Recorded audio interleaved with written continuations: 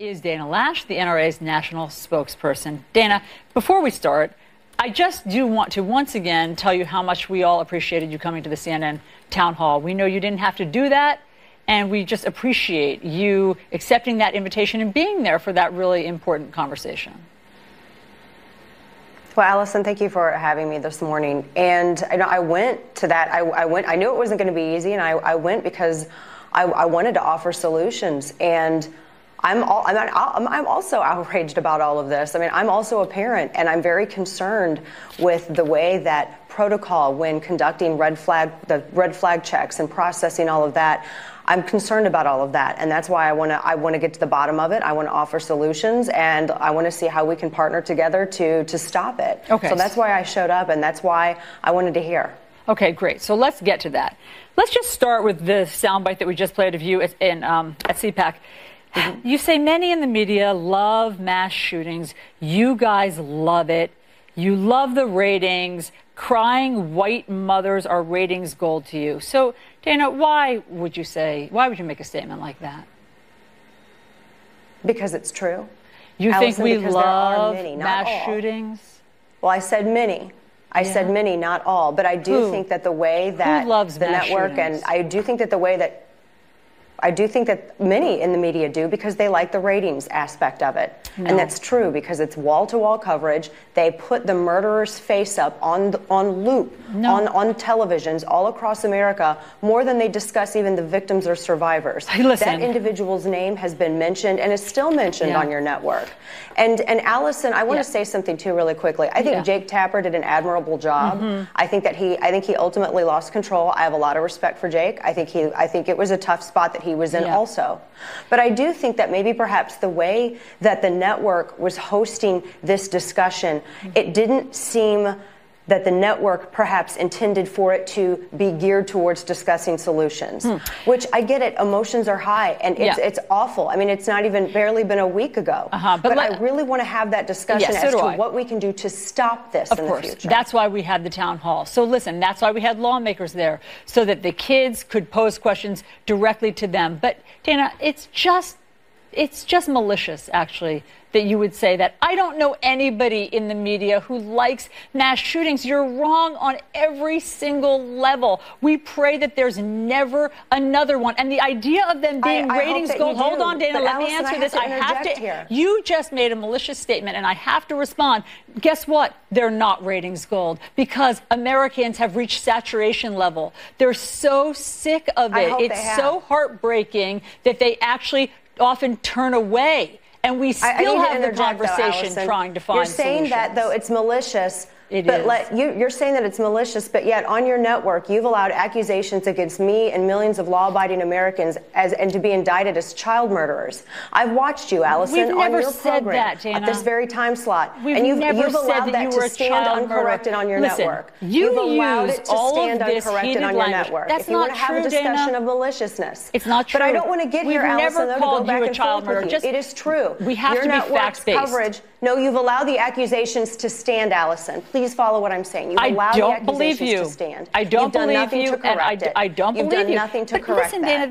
And that is malicious. And there's malicious coverage by the network. Dana, hold on, let me get into it. I will make my statement, and then you can respond. You know that you're using heated rhetoric. You're using inflammatory rhetoric. How is that part of the solution?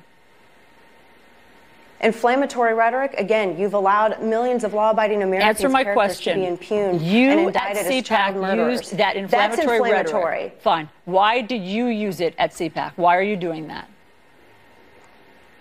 Because it's true, Allison. And maybe the love truth mass hurts, shootings. But it's true, not particularly true. with the way that many in media have covered this. That's just Allison, not true. Let me ask How dare you? Where's been the wall-to-wall coverage about how 7 million prohibited possessors right now can go out and get a firearm? Were you aware of this?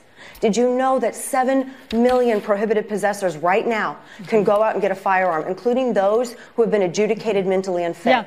Guess what? There's lots of blame. Why that is? That's scary. I want to stop that. I want to fix that. Do you know how to do it right now? Politicians could do it today. I hope that CNN joins me in asking for politicians. Let me finish this, though. This is huge, Allison, and you can make a huge difference right here, right now. Go ahead. Politicians need to right now call for states to fully submit all convictions to the National Crime Information Center. That is when you go to purchase a firearm, your 4473 runs through the NICS system. Yep. The NICS system pulls that data from the NCIC. Allison, right now, 38 states submit less than 80% of records. That means, do the math, there are 7 million prohibited possessors out there right now. We could stop that. We could fix that right now. Fantastic. We've been calling for it at the NRA for over 25 years. Fantastic. Politicians can do it. Let me get a word in. I hope your network grills them on that. Listen, we're open to all suggestions. Great suggestion. There's lots of blame to go around. But I think you have to take some responsibility that when you go to CPAC and you gin them up against the media by claiming that we love mass shootings and kids being killed, you need to take some responsibility that that's not a helpful conversation. Well, you guys should probably perhaps take some responsibility in the handling and coverage of the matter. And don't allow accusations against millions of Americans as child murderers to stand uncorrected on your network. Dana, you know that that's not true. It's not millions true. Of innocent we Americans don't use had that kind of language. But you know who did? My job, I'm not in the FBI and I'm not in law enforcement, but I'm going to tell you, Allison, someone's going to look like a school shooter if they tell publicly on social media people that they're going to shoot up a school. If they send their classmates messages that they're going to kill them, that they're going to shoot them, we've been that they're going to make them bleed. Did you know that under Florida state law, that's a felony, and that individual could have been taken into custody right then and there? I get it. Why wasn't that done? We are talking about all of this. Why did no one ask the sheriff of Broward County that? That's what I want to know. I'm a parent. These agencies have promised to keep our kids safe, and they haven't. That's why I want answers, too, and I hope you join me in questioning them. That's what we're doing. Of course, that's what we're doing, and there's blame to go around. I think that it's just, it does get upsetting and unsettling when we see you at the town hall and you're expressing sympathy with the kids and you're talking from a position of being a mom. Of course. And then the next day we hear you saying that we like mass shootings. So let's just remind people because these are two separate issues. I am frustrated with the media, and I'm frustrated with how some at your network have handled this. But Dana, you need to either give exact examples without hyperbole, or you need to stop saying things like that. You have allowed repeatedly on your program, Allison, and you can go back and look at the footage. I saw it no less than 2 days ago, no fewer than 2 days ago. It's not true. You've allowed accusations that NRA members are somehow complicit in this. You've allowed those accusations to stand on your network. NRA These are parents too, Allison, and they want to keep their kids safe. You have to let me get a word in.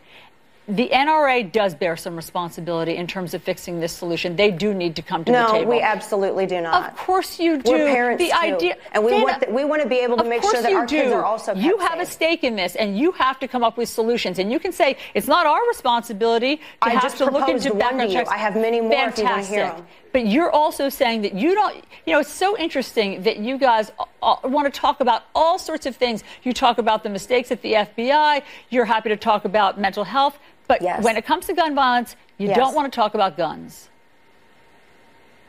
We always do, in fact. I mean, we have Eddie Eagle programs. We have the School Shield program, wherein schools have been encouraged to adopt steps to keep them safer and to make sure that children feel safe. We've trained law enforcement officers. No other organization has trained more law enforcement officers across the country than the NRA. Thousands across the country. And why, we have some members in the Broward County Sheriff's Department, by the way. And why in this entire conversation have I